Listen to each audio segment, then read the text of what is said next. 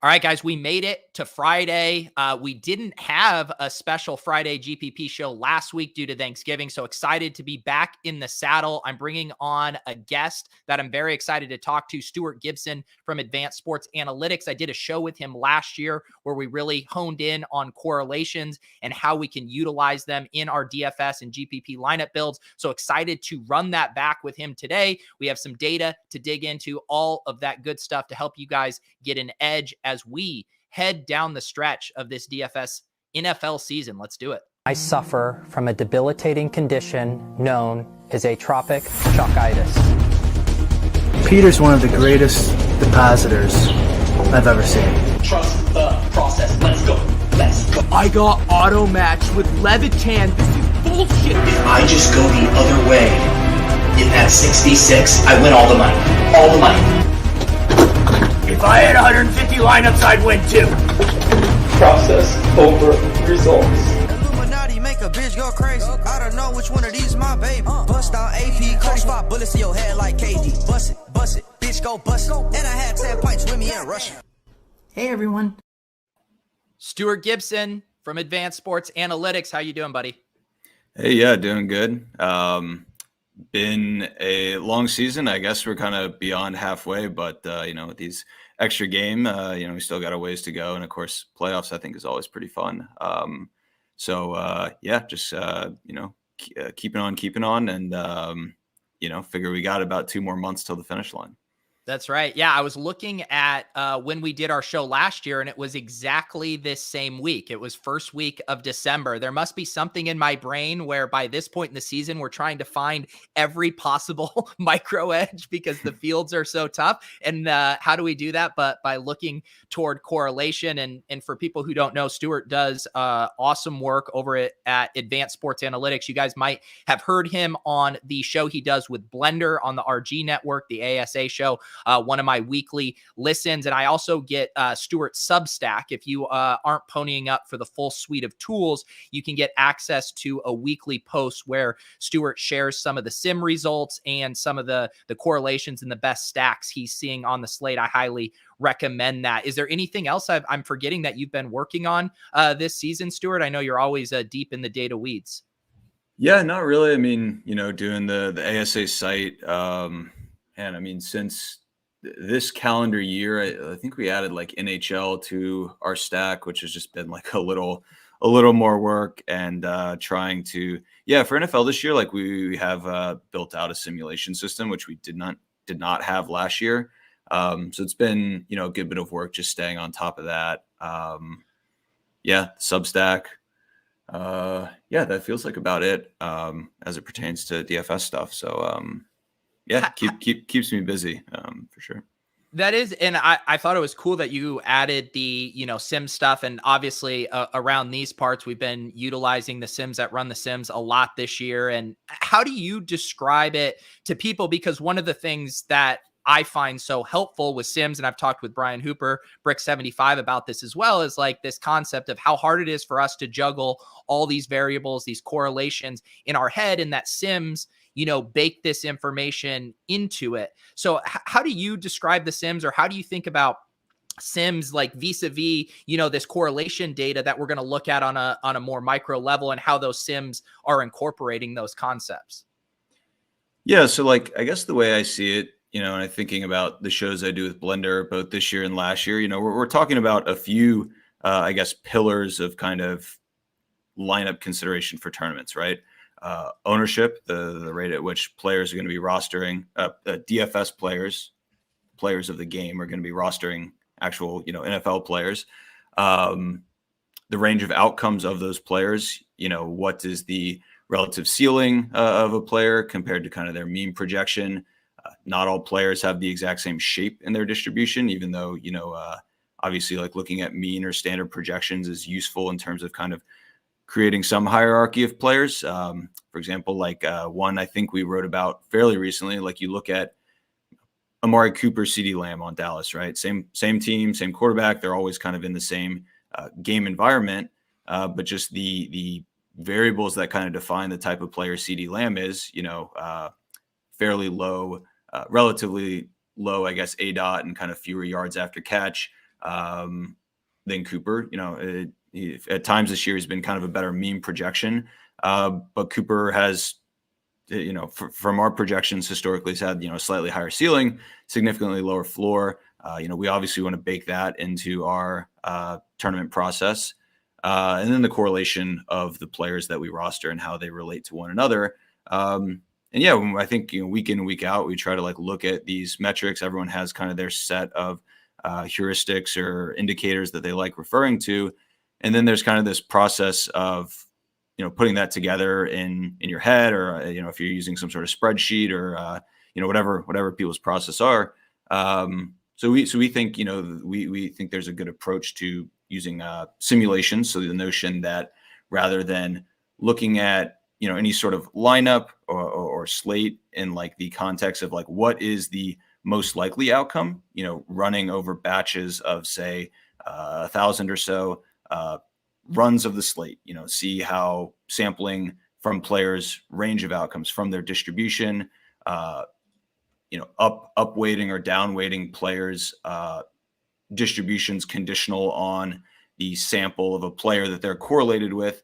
If you have, say, Amari Cooper and Dak Prescott, and you pull just randomly a 75th percentile outcome from Cooper, naturally the kind of range of outcomes or distribution that you're sampling from Dak Prescott should shift up a little bit, right? If Cooper has a 75th percentile game, doesn't mean that Dak is also going to have exactly 75th percentile, but he's certainly more likely to have, he's more likely to kind of achieve an upper half, upper quartile type outcome, conditional on the outcome of Cooper having a good game. Conversely, if Cooper has a terrible game from this batch that we're simulating, or kind of simulating, the way I see it is kind of just a pull from a distribution, or pull from a bucket of possible outcomes as it pertains to how the game's played out on the field, but also how lineups are constructed, right? I think we go through the process of iterating and simulating how, say if it's like we do a 12,000 person tournament is kind of the base that we're working off of, figuring that gives people a sense of how, large field tournaments might operate compared to that versus, super small field tournaments might operate compared to this kind of 12 we see as kind of a healthy median. So we'll simulate all right, if people out there, if a computer aimed to build 50,000 lineups in the vein of how people tend to build lineups. So understanding at what rate people are double stacking, single stacking, bringing back, running naked, allowing defenses to be paired against the quarterback or even just players at all that they're rostering, get this large kind of pool of possible lineups that we might expect to see in a tournament, and then pull, 11 or 12,000 from that batch of 50 or from batch of 100, and then run through a slate, score, see what players get, making some tweaks and adjustments based on correlation, allowing, understanding that players have kind of a range of outcomes, not just a single outcome or single most likely outcome.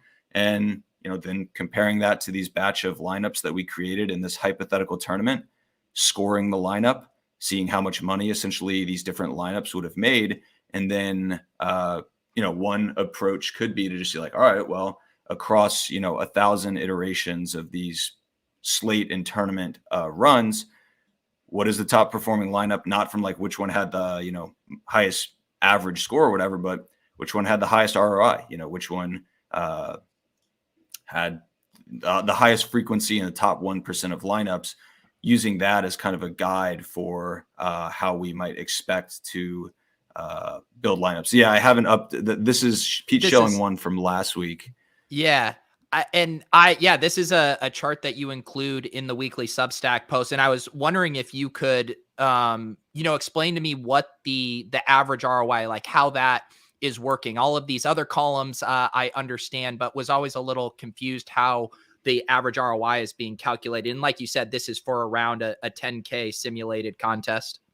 Yeah.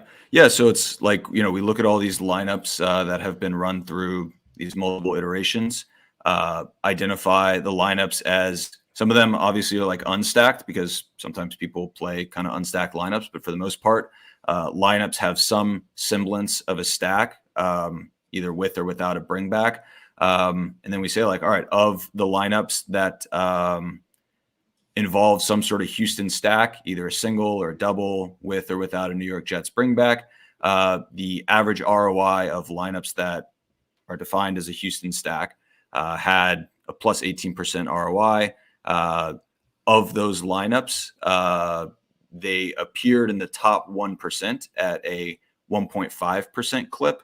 So I think I mentioned kind of on the show with Blender, like in theory, if everything is perfectly balanced and efficient, every team should have a probability, every stack or a stack of every team should have a probability of appearing in the top 1%, roughly 1% of the time.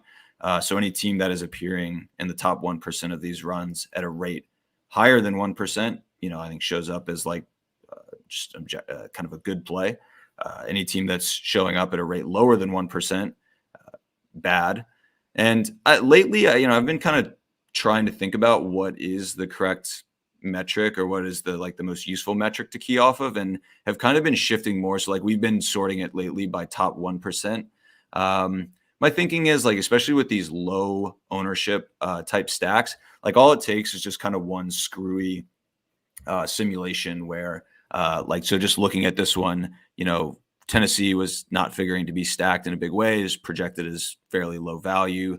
But if for some reason, just still are people going to play Tennessee stacks, and, if we had one sneak in there and just get kind of a good simulation run, based on randomness, based on, it's like even the worst teams, have especially when you're doing this kind of through a data oriented program, there's a possibility where a Tennessee stack could produce kind of first place massive. And, the way these payout structures are set up, like all it takes is kind of one, especially at low ownership, like all it takes is just one good Tennessee lineup to show up as the top lineup in a tournament. And then like that could appear as just a, massive kind of high ROI, when in reality, if you were kind of to juice up the batch size or the number of runs you did, you would expect that to kind of normalize.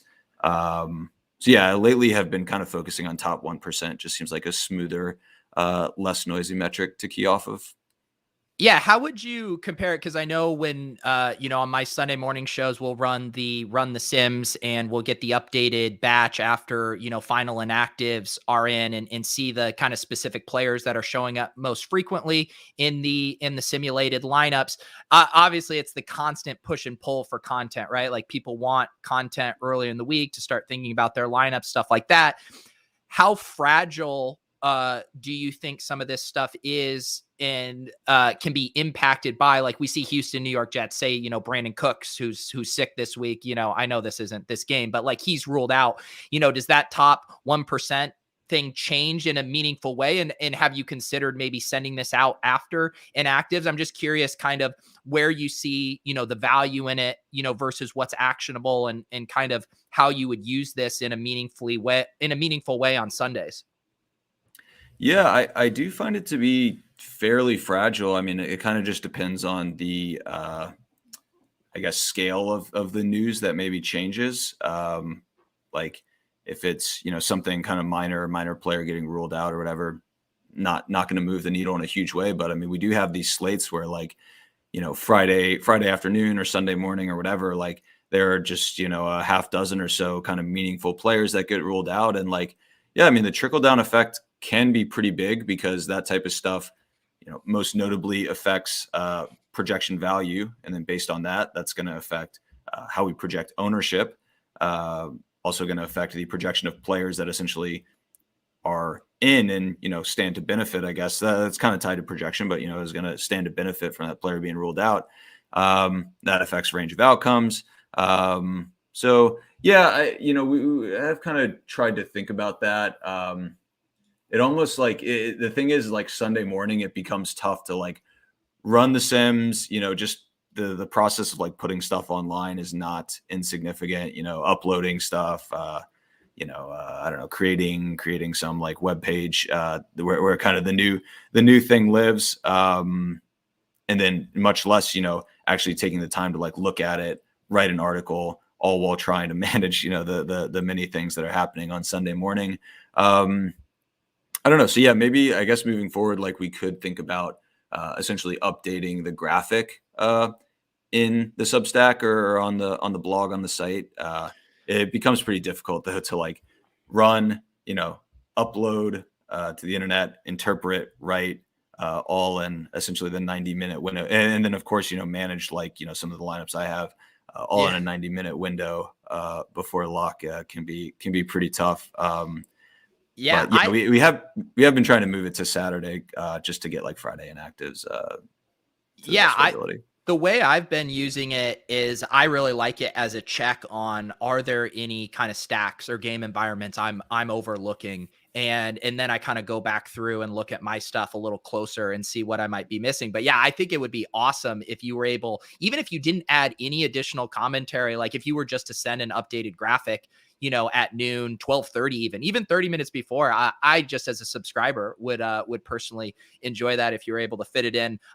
Corey asking here, what contests do you play? Is there a reason he chooses the 12K entry contest? And I think he's saying, relative to the Sims, are you running the Sims based on the contest sizes you're playing, or is that just kind of a good middle thing? And Corey's asking that he appreciates the smaller stuff, and that's what we've been focusing around here. I'd say in general, about as big as we're getting as like 6K, 7K fields, maybe the bigger spies, the bigger red zone. But even lately, we were talking in the Discord too, like we're really trying to get even sub 1,000 in a lot of our contest selection. So yeah, curious what you're playing, and also curious how you might think those kind of Sims and those projected ROIs might change for, a contest that's 1/10 the size of what you're simming.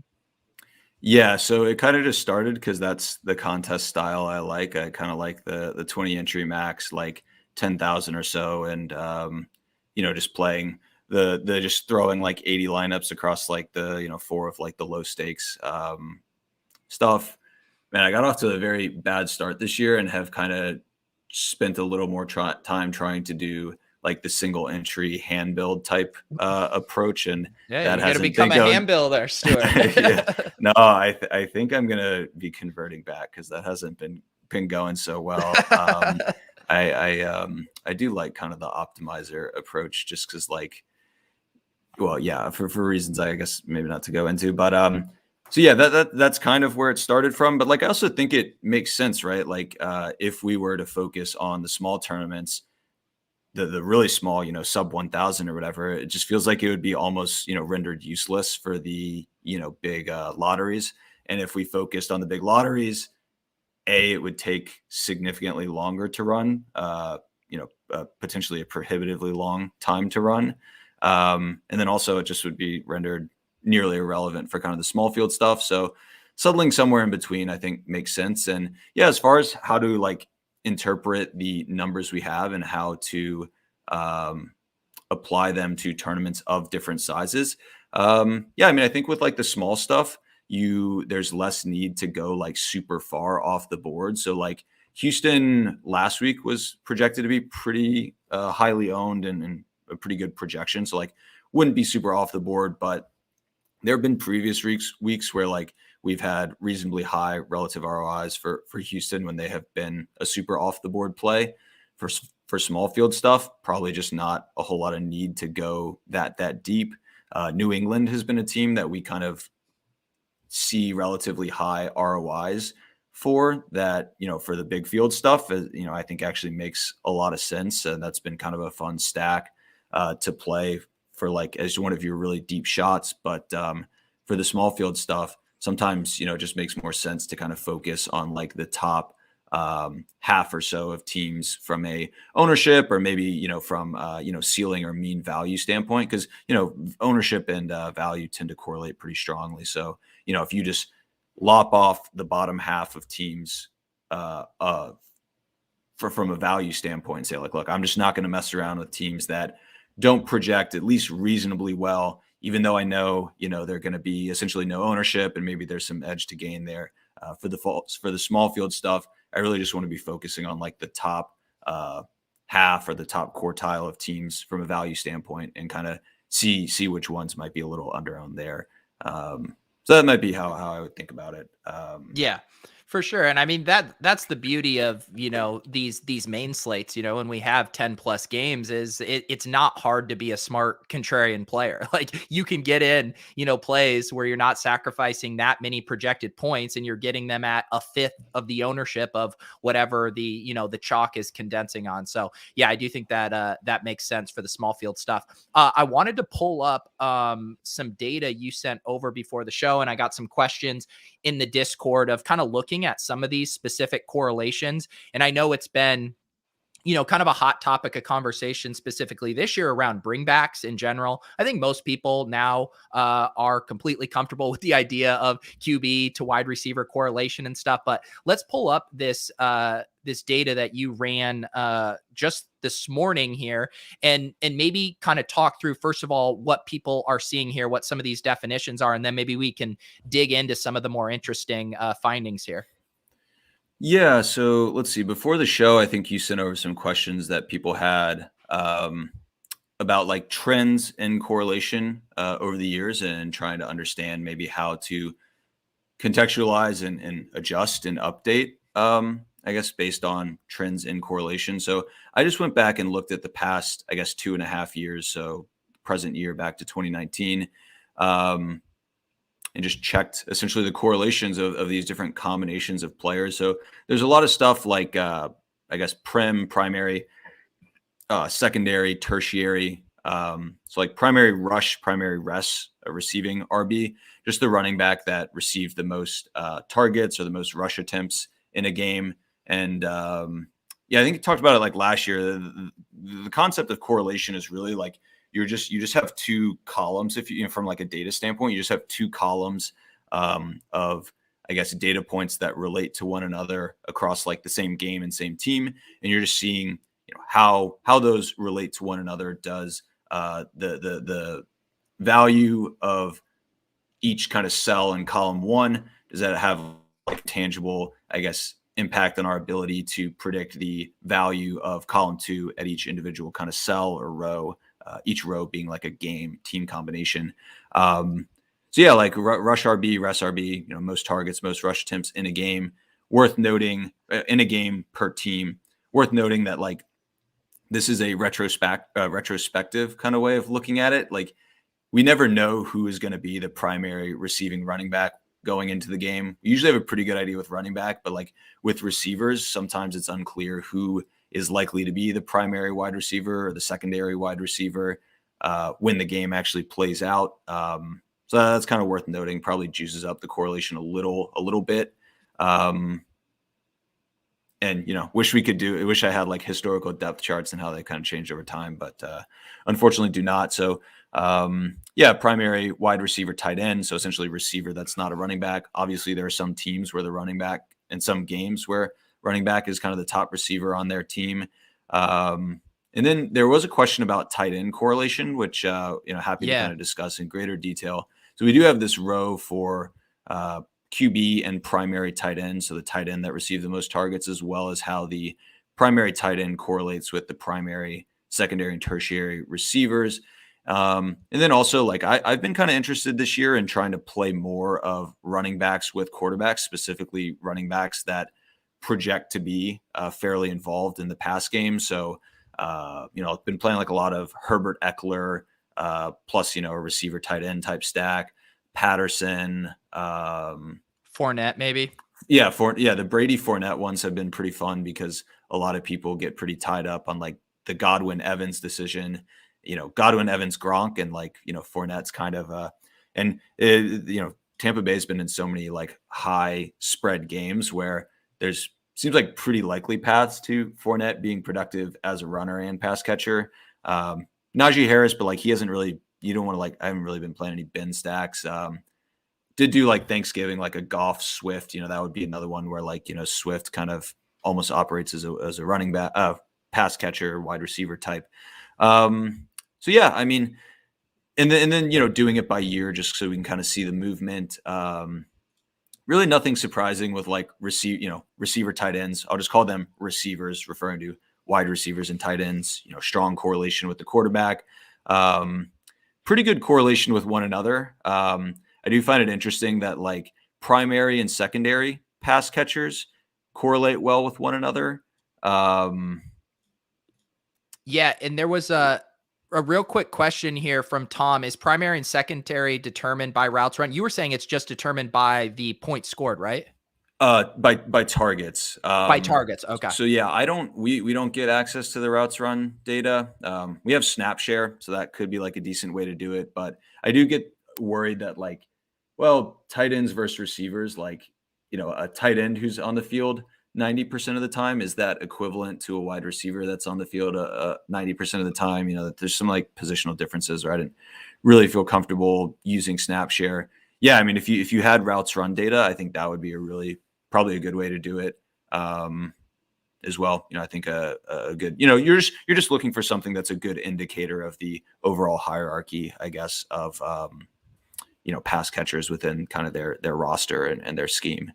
So like I found it interesting that you have this pretty good correlation between primary and secondary pass catchers, but there's next to no correlation, and especially this year, this has been the case between secondary and tertiary pass catchers. So, the idea of like, okay, we're okay, we'd probably be okay doing like a Godwin, Godwin Evans or Godwin Gronk or Evans, any combination of those three. But like, I'd be a little hesitant to do something, maybe even if you're feeling like really outside of the box, something like Godwin, Tyler Johnson.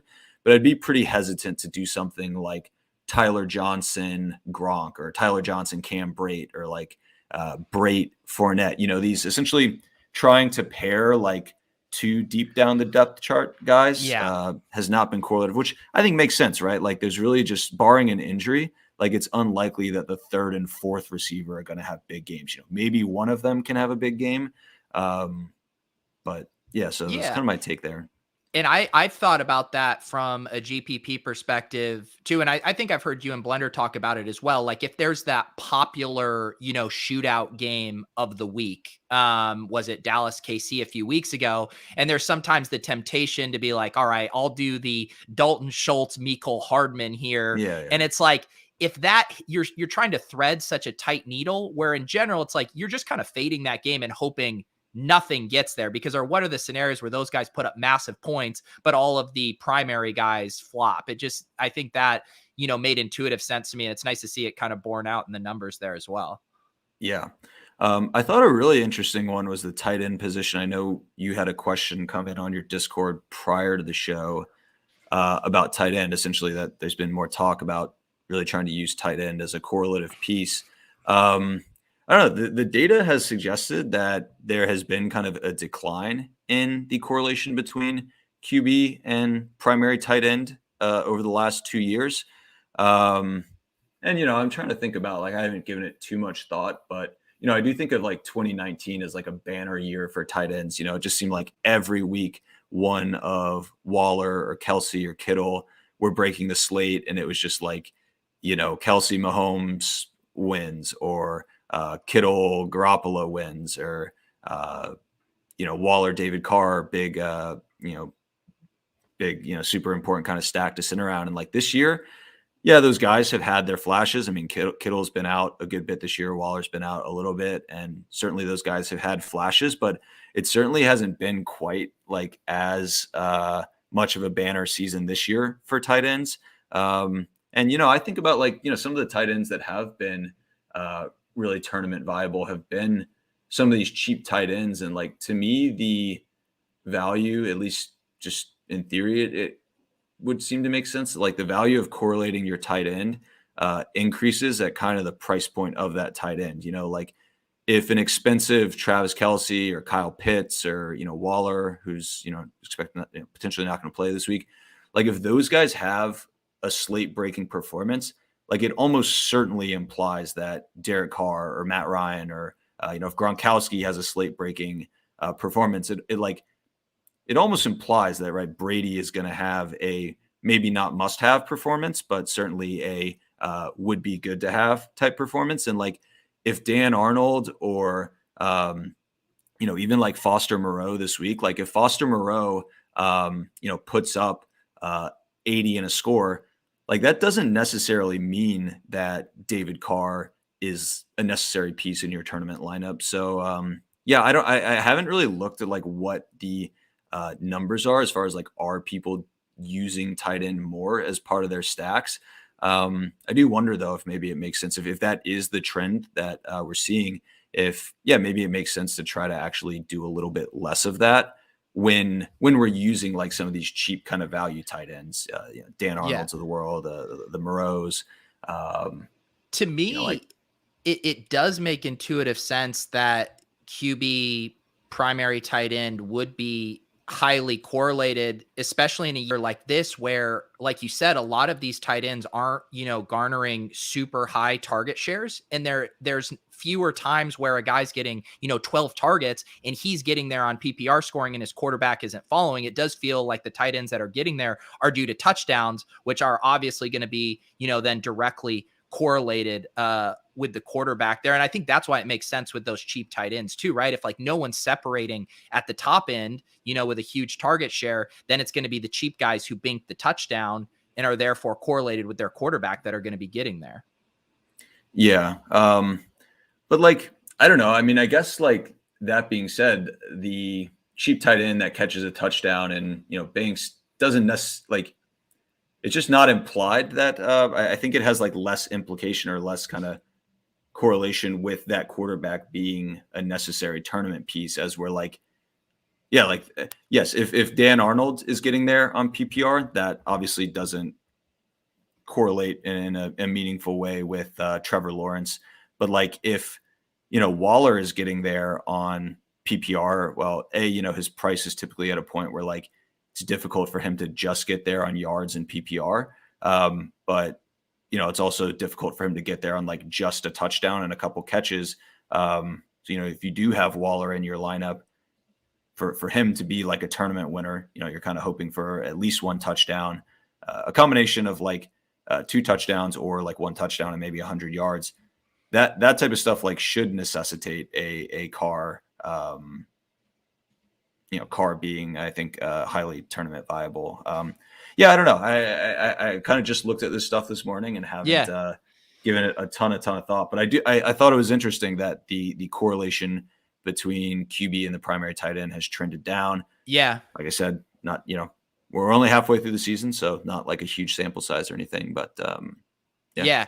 And Jacob here bringing up a point of obviously different quarterback tight end pairings have much higher and much lower correlation. And this is kind of the beauty of the Sims, right? Like we were just pulling that from a macro perspective just to identify trends in a macro. But the beauty of the Sims is they're going to factor in that obviously, Mahomes, Kelsey, and I can pull up here a screen share from the advanced sports analytics tools here to show exactly what Jacob is describing here. Justin Herbert and Jared Cook, a negative correlation over this, 2 or 3 year span or however long they've played together. And then we can look at the Mahomes Kelsey, which I'm going to guess has a very strong correlation. 0.376. So that's more looking at general trend data. And then the Sims are helping us account for this specific correlation. Is that how you would view it? So we are not using like player specific correlation in the simulations. It's like player specific can get pretty dicey, right? Like Kelsey, Mahomes have had a long track record of being in this kind of stable relationship to one another.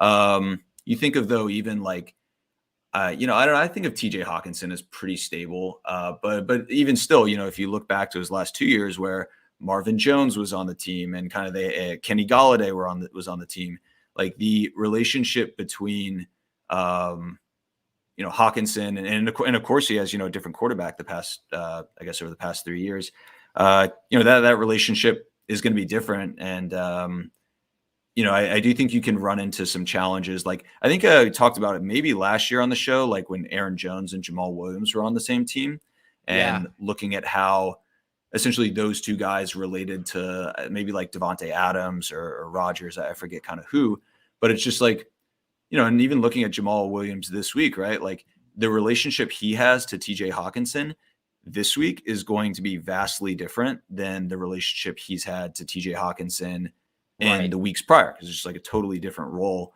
The relationship that Cook and and Herbert have could likely be conditional on like the health of, say, Austin Eckler. I think Keenan and Mike Williams have been kind of all systems go all year, but like, is Cook essentially the third or fourth option, I guess, on LA could, I think, have a tangible impact on how he relates to those different players.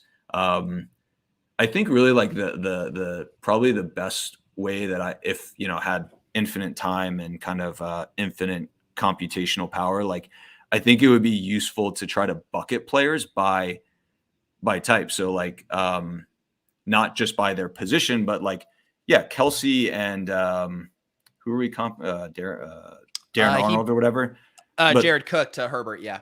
Yeah. Right. So like Kelsey, is this like high target share, central offensive piece. Jared Cook is like some secondary, probably kind of secondary piece of the offense. And then, I don't know, some other tight end is just being essentially a tertiary, like non piece of the offense, right? Trying to bucket these guys so that we can kind of get a slightly larger sample size. And yeah, like also, for example, not looking at Jamal Williams relating to, say, Hawkinson as how does Jamal Williams relate to Hawkinson, but rather how does a running back that projects for like 70% rush share, 15% target share typically relate to tight ends that project for 20+% target share, and kind of bucketing and looking at correlation across those buckets, I think would be like the optimal way of doing it. Yeah. And I think that's what's so hard about all of this is because we are working with incredibly small sample sizes. It's like small sample sizes within small sample size. Like you were saying, the Jamal Williams stats are very contingent on what other primary and tertiary pieces were active that week. Which kind of brings me to, I think this is a good question here from the Losers Win Again, kind of talking about these bigger, just macro team correlations, because he's referencing some teams who've had success recently. And I saw these last week in the Thunderdome, a Brady Gronk, and the one I saw actually had Fournette with the onslaught. We've seen some Stafford triple stacks that have included Darrell Henderson. Obviously it makes sense that those kind of onslaughts would work more in smaller field, but do you have any thoughts just about just the obvious kind of macro correlation of if a team rolls, let's just eliminate the number of things we have to get right and play 4 or 5 of these from a team with a massive implied team total? Yeah, I mean, I think it makes sense on a slate specific basis. Like last week, for example, there were, I feel like not that many, there were a few teams. I think there was that one game, which I forget exactly which it was, that was kind of separating as the high total game. And then just like a bunch of games that were kind of similar with regards to reasonably high, but not like exceptional game totals, all pretty tight games. Like to me, it just felt like a slate where there's like, and I think I said on Blender Show, there's like, it felt like there were a few teams that you could truly rule out. The only team I pegged is like the game that I thought, could rule out in a big way. It was like Carolina, Miami. And of course, Jalen Waddle was a big piece. So I guess like these, as thinking about like bye versus non-bye weeks, so the more games there are, essentially there are more things you have to potentially get right to be a winner in a small field. And so, maybe taking like a more of kind of a preference for onslaught, I think could make sense on some of these smaller slates, on some of the larger slates rather, where essentially it's like, it's going to be impossible to pin down, the best combination of players across 14 games, and going to be really hard to pin down the best combination of players across 14 games and 10 games, all of which, maybe not 14, I guess you never get 14, but like 13, 30 No, I don't whatever, whatever kind of the max feasible games are. And then if many of them are kind of viable, I think then trying to go with maybe more of an onslaught approach, and especially like when ownership is going to be more spread out. Like I do think kind of the onslaught approach becomes more viable when ownership is spread out, meaning that if everyone's spreading out their ownership, like just naturally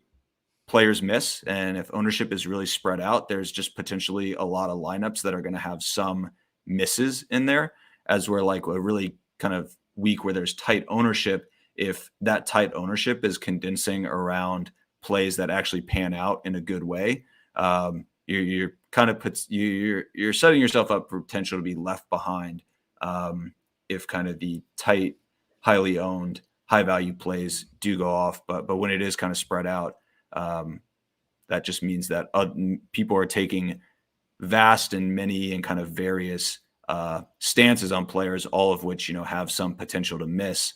And then, potentially being kind of tight with the game that you're focusing on, maybe puts you in a position to let other people miss on kind of the various players that they are, sprinkling in from whatever game, they're kind of pulling from.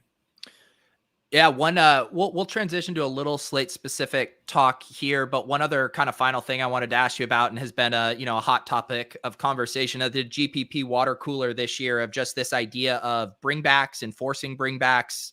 Just anecdotally, it feels like, forcing bringbacks last year was a little bit more in vogue, whereas this year we've seen lots of spots where the bringbacks haven't been getting there. And it seems like I've been seeing more lineups from both sharp players and the field where they're not bringing stuff back. Do you have anything from kind of a data level or just from your own experience playing this year where you've noticed trends there or have thoughts on that?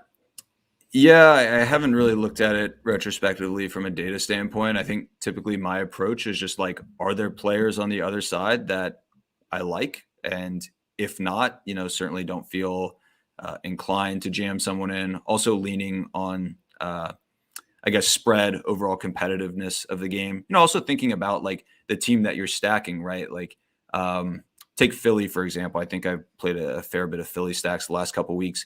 Run heavy team. Like I know if but I suspect that if a Jalen Hurts, Dallas Goedert, Devonta Smith or whatever type stack is going to get there, Philly, like in a blowout game, is going to be run heavy. So if I'm banking on kind of the passing stack of Philly getting there, I really think that I need to have someone on the opposite side scoring points to push them. Tampa Bay, on the other hand, very pass heavy. Like they'll pass regardless of what the score is.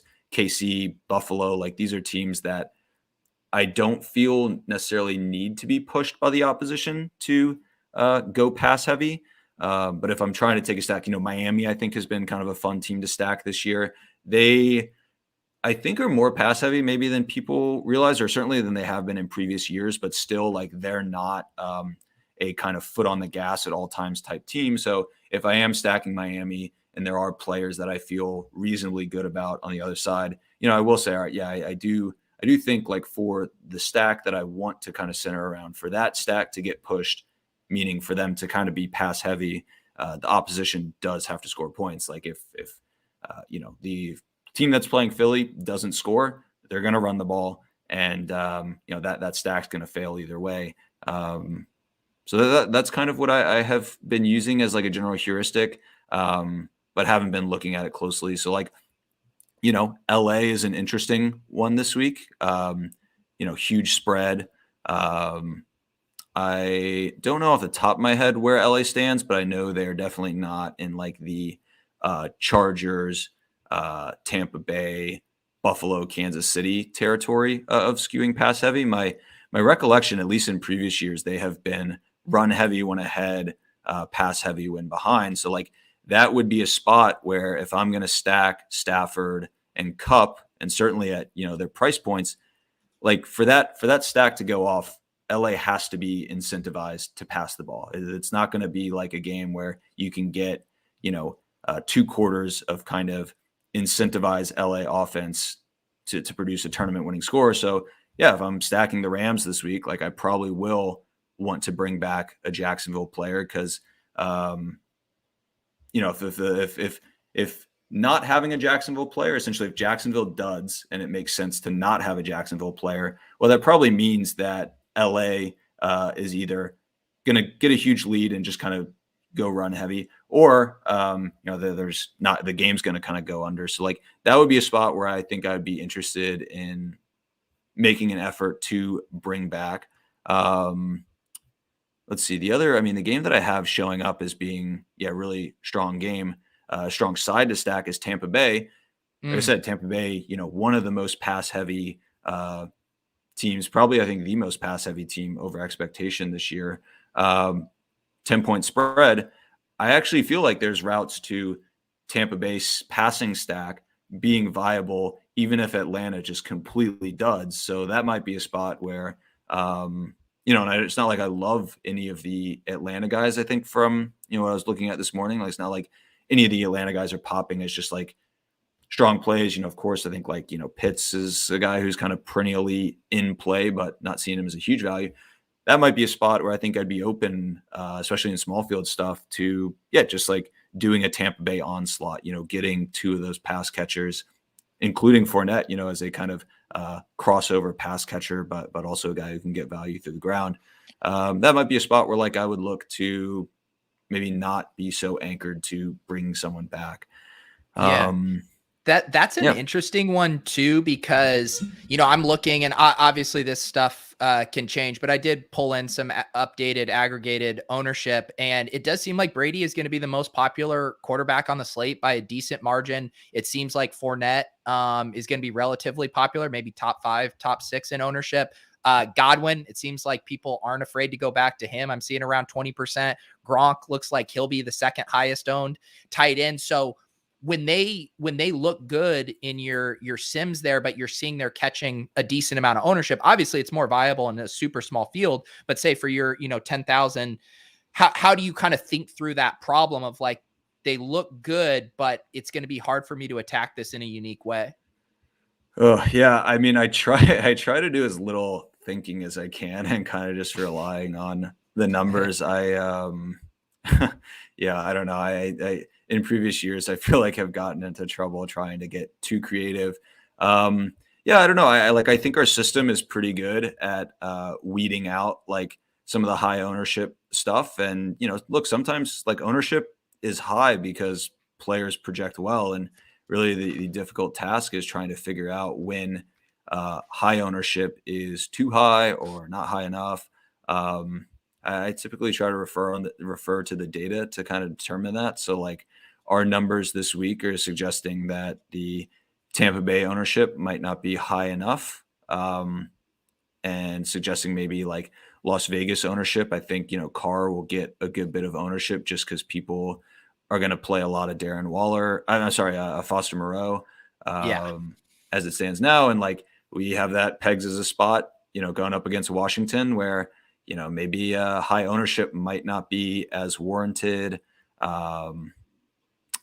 Jacksonville, I think like will get a decent bit of ownership because people are just going to be excited to play Cooper Kupp and, probably think like, oh, well, I can play this different by going like Trevor Lawrence plus, Treadwell or, Chenault or something and bring back Cooper Kupp. And I don't know, our numbers as they stand now would suggest that maybe you're better off just like not trying to get cute with going the Jacksonville side and like just play the Los Angeles side. So I don't know. That's kind of a non-answer, I know, but I'll give you a look into your future. You're going to be recording your podcast with Blender here after this show, and I would bet a lot of money he touts the vomit stack, Trevor Lawrence to Marvin Jones and Chenault, and you bring it back with a Kupp or Henderson. I'm calling that right now. Interesting. I mean, I don't know. I'll be interested to see where our ownership numbers land on like some of these Jacksonville guys. I have it now projected as like not a popular stack by any means, but not like no one plays Jacksonville when they just have like a normal opponent. But I could see them getting boosted up a little bit just because people are going to want to play some Rams. What is your thought on Moreau this week? Because a trend that I've noticed, and I saw Drew asking about this too, just kind of with how efficient the pricing specifically for the cheap wide receivers, like 4,500 and lower has been. It feels like every week we're just, really trying our hardest to find a value down there to put in our lineup. And it seems like it's another tough slate as far as cheap wide receivers, but now we have Foster Moreau, who's at 2,700. I mean, he projects for a higher ceiling than a lot of wide receivers all the way up to 5K. How do you handle a spot like this where we know he's going to be mega chalk? Is that a stay away for you? Is he somebody that you want to build around to get unique? I'm curious how you're approaching kind of the mega value on this slate. Yeah. So at like I guess kind of one of we've discussed kind of these simulations and how we can use data at the team level to kind of structure our strategy. In the optimizer, maybe we should do like maybe kind of a top individual plays in terms of their simulation value. But in our optimizer, we actually have a column that's called like simulation value. And it's just the average ROI of lineups that feature individual players, regardless of if it's part of a stack or not.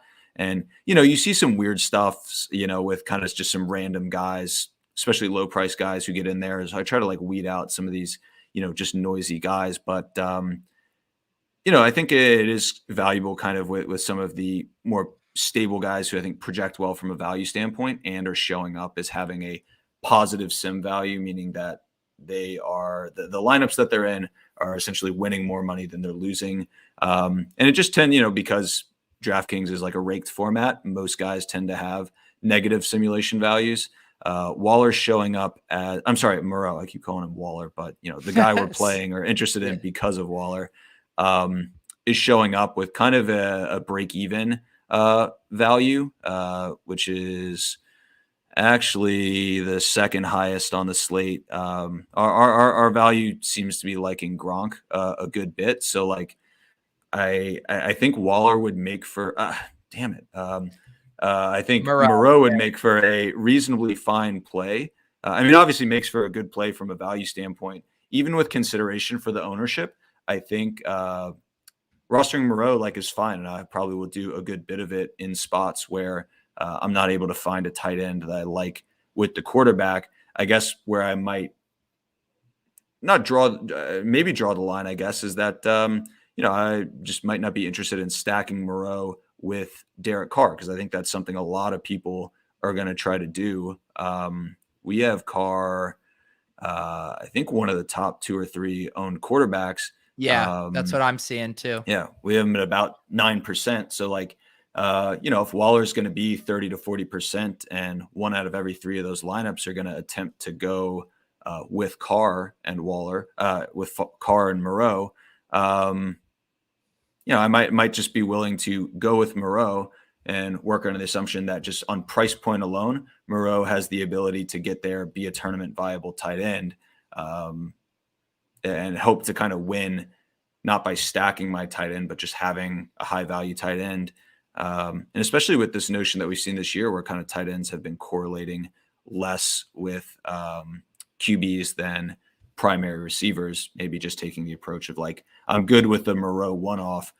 I'm going to be slightly different than, I guess, large chunks of Moreau lineups by just taking Moreau as is and not trying to pair him with Carr or not try to pair him with, Terry McLaurin or, I don't think that many people do Heineke, but yeah. And it's interesting you said that too in your stuff, because I just ran our current Sims here at Run the Sims, and ours look similar where we have Gronk, showing up in 17.4%, and Moreau, I thought he was going to be higher. He's only down here in 8.4%. So interesting that a couple different sets of Sims not showing him as perhaps the value that he's going to be played at, because I imagine in small field, I would assume he's 40 to 50% owned.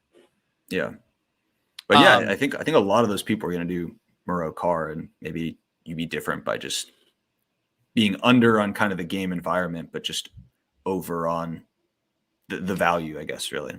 Yeah. And the one nice thing about that game from a tournament perspective is it is the late game. And so if you want to set up, some swaps there, I think there's some stuff, there's plenty of options there. I was just plugging in a very quick in dirty 2v2, like if you had a Moreau and McLaurin, that's 10,100 in salary. You could pivot that to a Logan Thomas and Hunter Renfrow, another mini in the same game, for just slightly less salary and catching, far less ownership. So there's going to be some swap options there if you do just want to preload your lineups with Moreau. And I almost think the way I would maybe do it too is, like you said, because there are going to be some really good GPP plays at tight end in the 1 p.m. slate. Maybe you have Moreau in your flex and set up some 2v2s with him and just kind of treating him as the cheap value wide receiver that you could eat if your lineup is rolling, or if you're behind, then you obviously don't want to eat that chalk.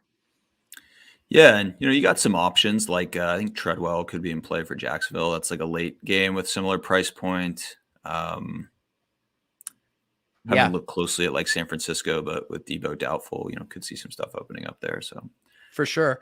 All right. Well, let's do what we always do here and wrap up with building a lineup. I'm gonna force you outside of your Opto Bro comfort zone here and turn you into a hand builder here on the show. I should also mention we do have the rake free Deposit Kingdom tournament here. It looks like we're about half full. I'll drop the link in here. If you guys are listening to the audio version of this on the In a Vacuum podcast feed, the link is in the description. Hop in this rake free 400-man $10 tournament. I review all the lineups on Monday, the winning ones. It is your chance at glory. Stewart, I know it's early here, but this is what we do. We build the lineup. I will give you guest honors. There's a stack, a game, anything you kind of want to start us off with here. yeah, so there is kind of one stack that I think early in the week is looking appealing to me. I mentioned Tampa Bay, but it's like we probably want to think a little more outside of the box just for the sake of the show. So one that's looking interesting to me, I do think like Jamal Williams is going to get a good bit of ownership, and I think projects for really strong value. Madison is going to do the same, but we're getting pretty good sim scores on stacking the Minnesota passing game.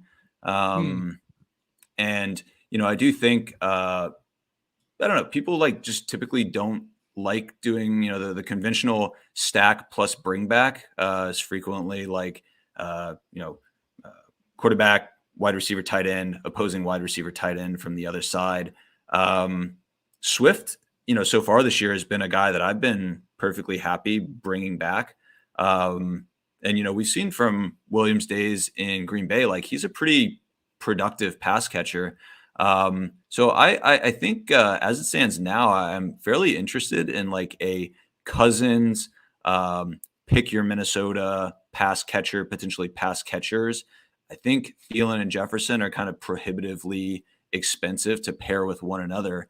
But if we want to just kind of keep it simple and go with like a single stack, I think Cousins, Jefferson, Jamal Williams is kind of an interesting base to start with and build around. Reasonably high game total. Minnesota, fairly condensed as far as, they really only have those two receivers.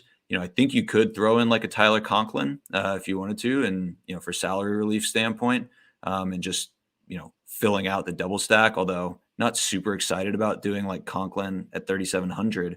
But yeah, why don't we start with Cousins, Jefferson, Detroit bring back in the form of Jamal Williams, not a receiver, a running back, but a guy who's going to get, we project for, the essential DeAndre Swift role when Jamal Williams was injured, which was, an awesome role. Yeah. I like that a lot. Death taxes and Justin Jefferson being projected under 10% ownership. It's the same story every week. And I do agree with you. Last week, I think Thielen was 6,700. It was a little more affordable if you kind of wanted to premium double stack that. I know one of our tilt space lineups that did well a few weeks ago, we did Thielen really cheap with Jefferson and then Adams in the same game. But this week at 7,300 and 8,200, it is tougher to come by. And I like the kind of unique way of getting to the Jamal Williams play. I am going to, just as we were kind of talking that idea out, just to give us a lineup that kind of looks like this, I am going to put Moreau in our flex. Yeah, I like that. And I'll go ahead and put McLaurin in as kind of the mini correlation here as one. Like, I'd be pretty happy to let this ride if our, Cousins, our main stack, smashes. That would be something I would be happy to with. So why don't we leave that correlation in, and then I'll kick it back to you here. Yeah. All right. Let me look through some stuff. And also catch up and just plug stuff in. That's what I'm doing here too, just to check my my numbers as well. But I was curious to ask you, because like you run your stuff, you see which stacks and which games are showing an ROI. You get in your stack, and I'm curious now, if you are hand building, where's the next spot you go? Obviously, I went to this kind of late swap mini correlation that I wanted to play with, but are you now kind of trying to identify that next game and how to attack it that you think might also have good ROI? Would that be kind of going down the list? To be honest, when I'm hand building, like I still use an optimizer and just like plug in. So like I'm plugging in, Foster Moreau, Jefferson, Jamal Williams, and McLaurin. And then I'll just kind of spit out like, all right, working under those assumptions, and, putting in some like parameters, like, I don't want to have a defense against one of my offensive players, trying to go flex wide receiver, and just kind of seeing what that stuff spits out. Maybe putting in like, I really like using like bounce and randomness just to kind of get some diversification in the lineups that are spit out. And, kind of just looking at what some of the top lineups are, what some of the top players are that are just showing up as high exposure, and, trying to say like, all right, well, I'm seeing this guy showing up in a lot of lineups. So, that's going to be a guy I'm interested in. So when I lock in Moreau, Williams, Jefferson, Cousins, McLaurin, put on some kind of low bounce metrics. One guy that's actually at the top that I'm sure you're going to like is Laviska Shenault.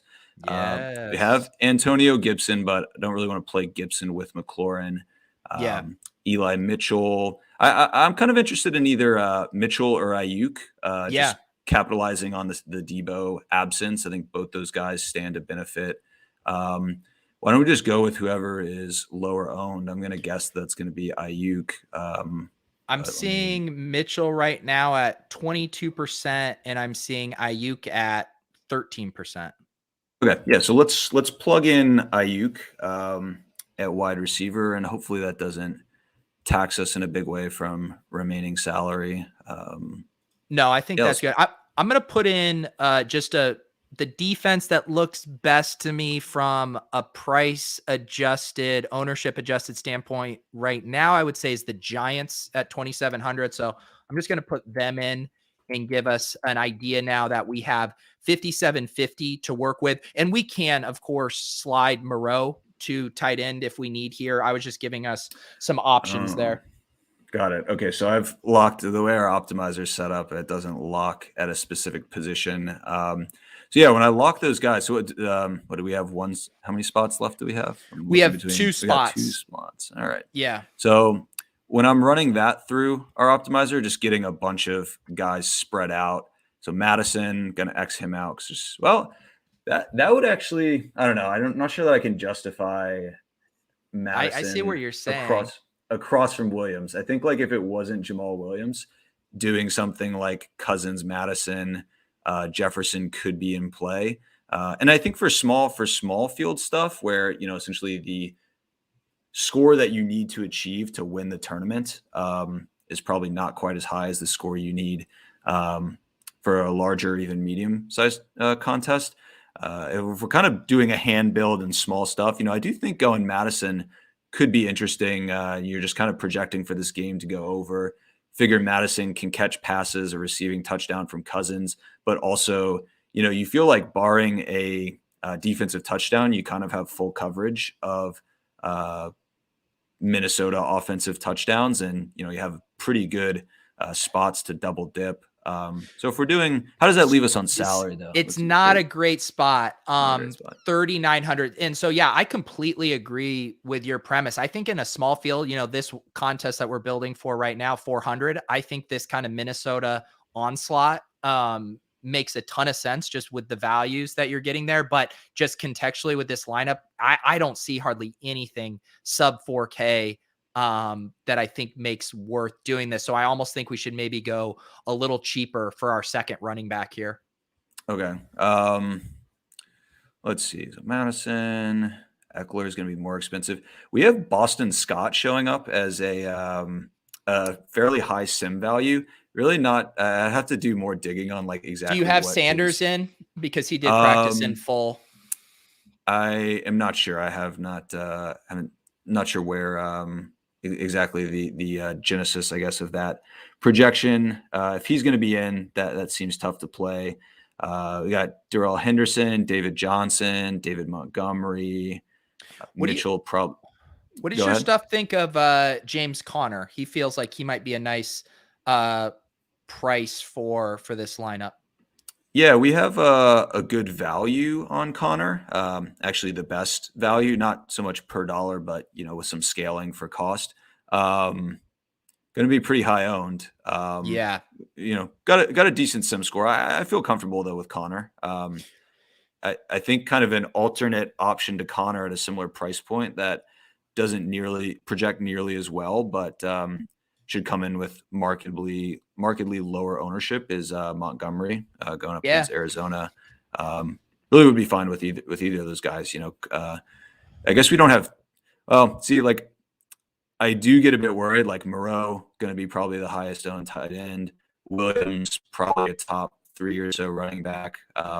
So maybe trying to balance out with someone like Demont, who obviously doesn't project quite as well from a median standpoint, but pass catching running back, full run load. Like I was gonna see if I can maybe save us a little bit of money at defense, because I wouldn't mind correlating Montgomery with a fresh off a nice little absence DeAndre Hopkins here in this game at 6,200. We'd have to go down to 2,400 at defense. But the point of this exercise is not to land on a set lineup. So much is going to change, but to work through our decision process here. And Stewart, always enjoy talking with you. You guys can catch him on the ASA show on the Roto Grinders Network with Blender. They're going to record that in a bit. You can subscribe to the Substack, which we were showing that data set earlier. You can also hop over to Advanced Sports Analytics and you can run through, check out all of those individual player correlations yourself.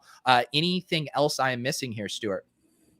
Yeah, I suppose not. We're trying to kind of wrap up the NFL season in good form, and basketball just always a bear, and we're continuing to work through that. The site, the Twitter account is a good resource. I'm not a very active kind of personal Twitter user, but we do try to tweet out kind of stuff as it drops from the ASA site, so that could be a useful follow. Awesome. Yep. I have the links down in the description. Check that stuff out. A few other quick plugs. Hop in that Deposit Kingdom tournament that we were just building for.